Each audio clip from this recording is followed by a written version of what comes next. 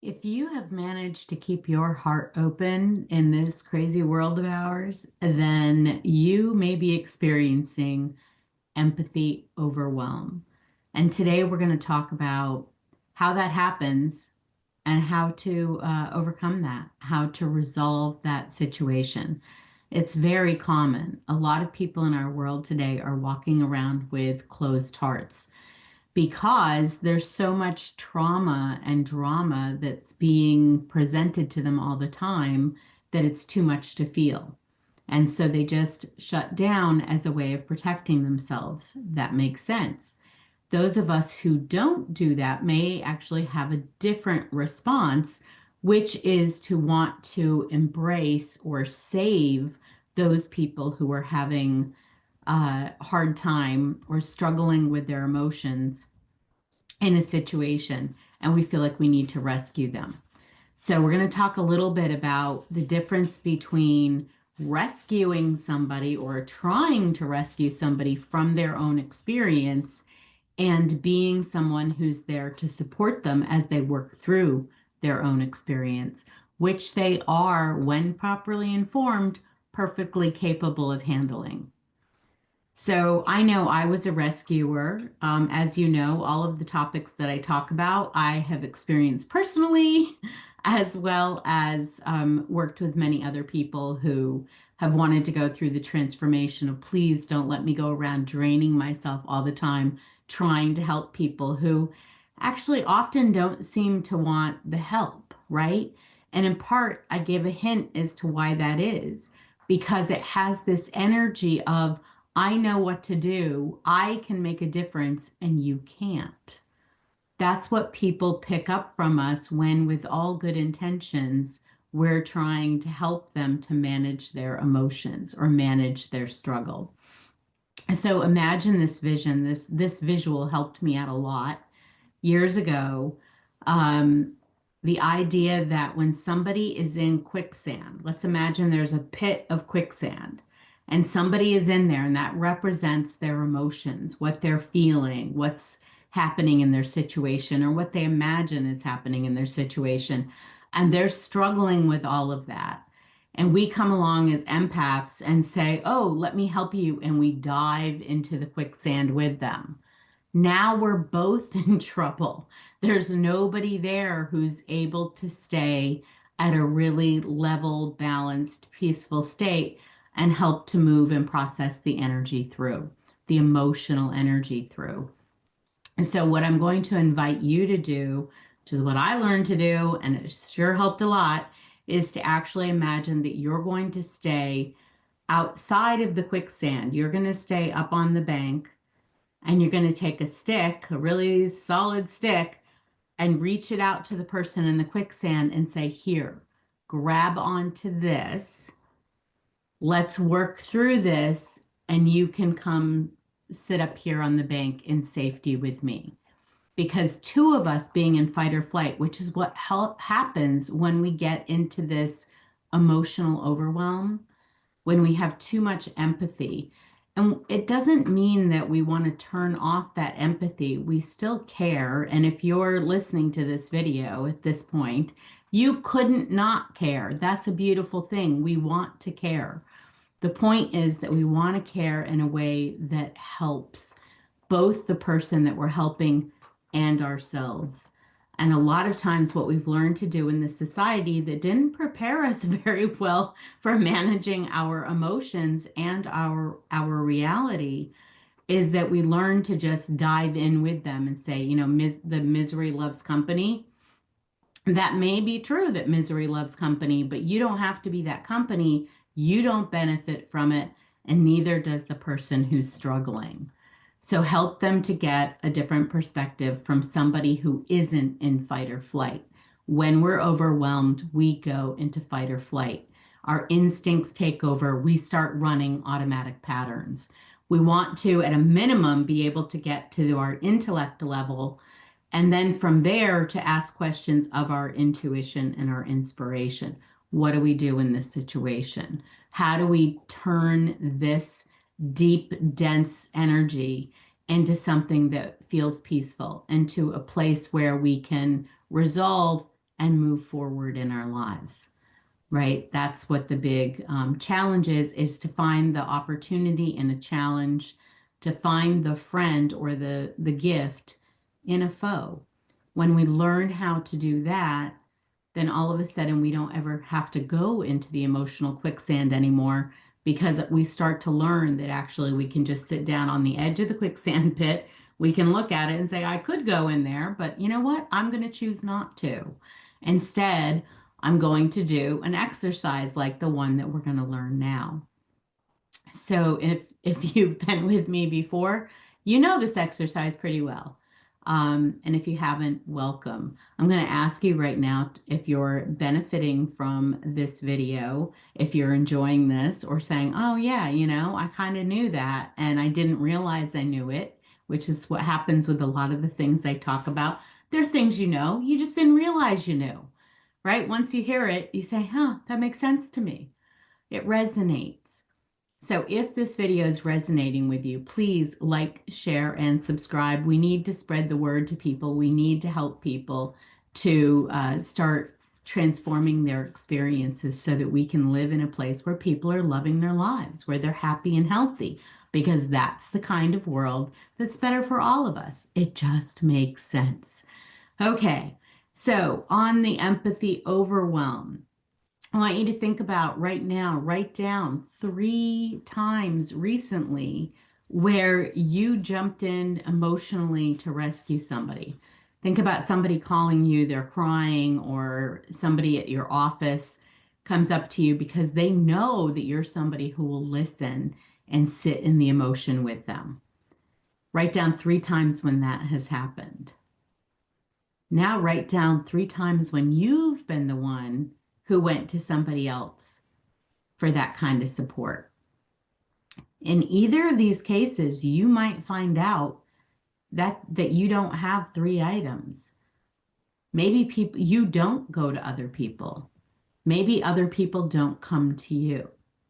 And in either case, it's totally cool. We're just getting information. We want to know where you're starting because this self-awareness helps you to find more balance and also helps you to decide what experience you're going to have going forward. The past is the past. We can't undo it, right? But we can learn from it, and we can take what we've learned and we can create completely new experiences for ourselves. And our realities are an expression, a reflection of that internal experience. This is scientifically proven now. 20 years from now, everybody will know this. But it's going to be a journey to get the word out. And you don't have to take anybody's word for it because you can experience it yourself. As your internal experience changes, the world around you, your situations, the people in your world change to show that you're showing up differently and as a reflection of what's going on inside of your experience. Okay, so circle these 6 items that you wrote down, and if you didn't have 3, circle that anyway, just to show this is your starting point. On a scale of 1 to 10, with 1 being it's nearly impossible to get out of bed in the morning because of this empathy overwhelm experience, and 10 being I'm at peace with everything that's happened and I know I'm on the path to a better and better life. Where are you right now in that experience? This is an intuitive exercise. Whatever number pops into your head, that's it. This just tells you your starting point. Now we're going to interview this experience. We're going to get to know ourselves and what's going on here. What's going on inside that's creating this situation that I've just identified in terms of empathy overwhelm. Okay, so the first thing we ask is, what am I thinking about this overwhelm? When people come to me with their problems, when I go to people, when you look at this list, what do you think? What are the thoughts? Write that down. What do you feel about this? What is your emotional attitude about this? Do you feel burdened? Do you feel like it's unfair? Do you feel sad? depressed, angry. Just write down whatever you feel. You don't have to dig into the emotion. Just notice it, right? Say, okay, I got it. Thank you. And write it down. Okay, what do you say and do? So, what is your action? Because our actions are what we say and what we do. What are you saying and doing to yourself? What's the internal dialogue? What are you doing in terms of maybe avoiding people or seeking people out in situations? Or what are you saying and doing to other people or with other people? How is this impacting your behavior? Okay. And then what do you sense in your body? When you scan your body, what do you notice? Is there tension anywhere? Is there a sense of anxiety or fluttering? What do you notice in that physical experience? And then finally, what do you know? What do you know is true about you being at this experience that you're at? Great job. Now that you know where you are, you can actually decide where you're going. And then you can keep track as you move along in that journey about your progress, which really helps to keep us going. When we realize, hey, I started at a 2 or a 3 and I'm now at a 5, you realize it's working, right? So set that number about where you're going.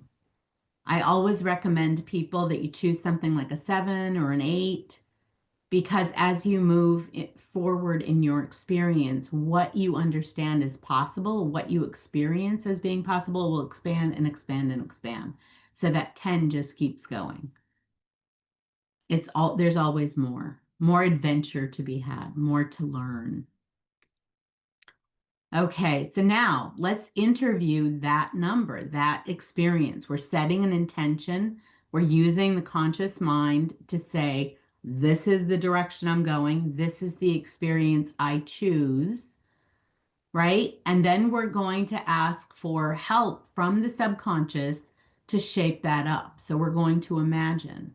I don't know if you know, Einstein was speaking to a group of children and they said, Mr. Einstein, what should we do if we want to be brilliant? And he said, use your imagination, right? So we're going to use our imaginations. We're going to flex our brilliance a little bit.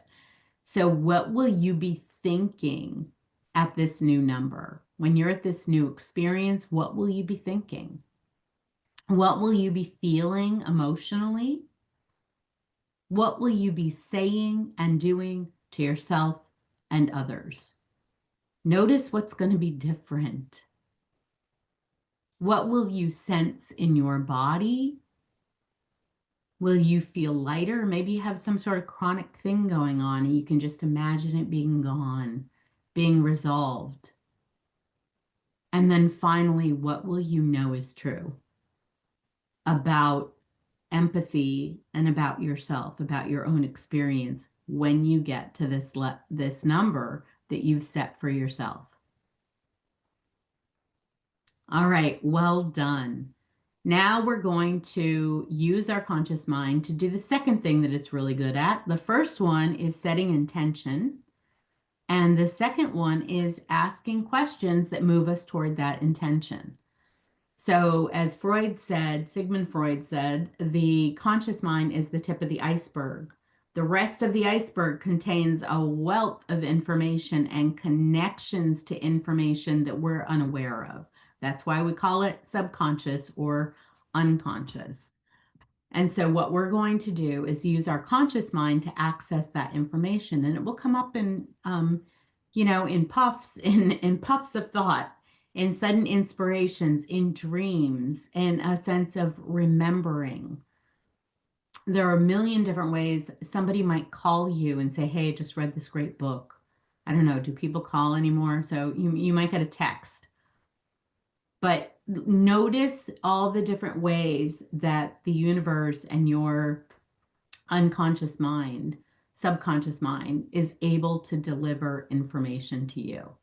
There's no limit to it. So once you ask a question, you want to be paying attention. Those nuggets of gold are life-changing, the answers that come in. And the question that we're going to ask right now is, what do I need to know or do in order to make progress toward my number, toward my desired experience? What do I need to know or do? And then keep that switch open at masterfulyou.com. We offer all kinds of resources, including programs to, from do it yourself to, uh, 5 people in a class where we just really trudge through the depths together and come out on the other side, smiling and with new friends and connection. So we offer it at all kinds of different levels. Go on over to masterfulyou.com and check it out. Judy Forder and I every Friday do a Q&A. So if you have questions about this topic or questions about your journey in general, please write them in the comments below and we will take a look at them and give you some food for thought. This is ultimately your journey, but we can guide and support one another on our journeys. In fact, the more we do that, the more vitally alive we feel as humans. Okay. Um, Thank you for being here today. And most of all, thank you for being you.